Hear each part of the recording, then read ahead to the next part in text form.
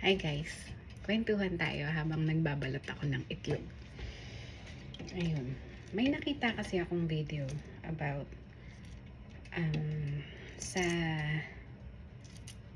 sa Pilipina na iiwan ng afam na asawa. Ito lang experience ko lang. Not really experience, pero based on my opinion.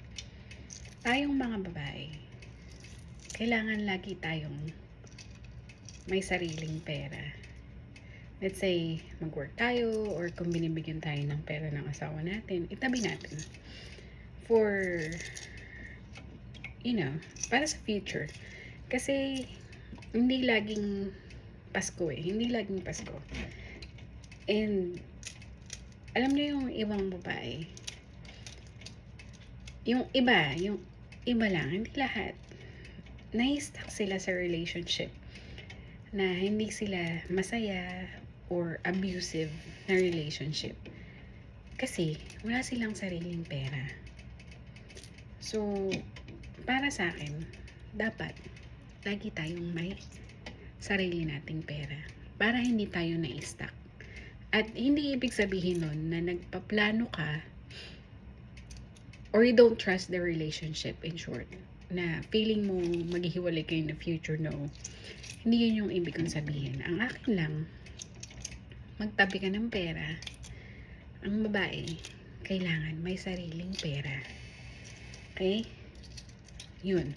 Diba? Ang ganda. So, ang tip para sa pagbabalot ng itlog. So, ito. Naglaga akong itlog. Isisingit lang natin. So, kakrak muna natin. Kasi dati nag-training ako sa Jollibee. Hanggang training lang. Kasi hindi na ako pinayagan. Dahil, nung last shift ko, night shift. No, not night shift. Closing shift. Siyempre, hanggang 11 yun, ganun. Super late na ako nakauwi. Hindi natuwa yung tatay ko dahil gabing-gabi na ako nakauwi. Kaya yun. Ito, na. Ganda. Real talk lang. Thank you. Last one pa pala. Comment nyo kung tingin nyo tama yung sinabi ko. Pero kung hindi, sabihin nyo na rin kung ano yung opinion nyo. Para 'di ba ma-share natin sa mga ibang kababaihan. Okay? Bye-bye.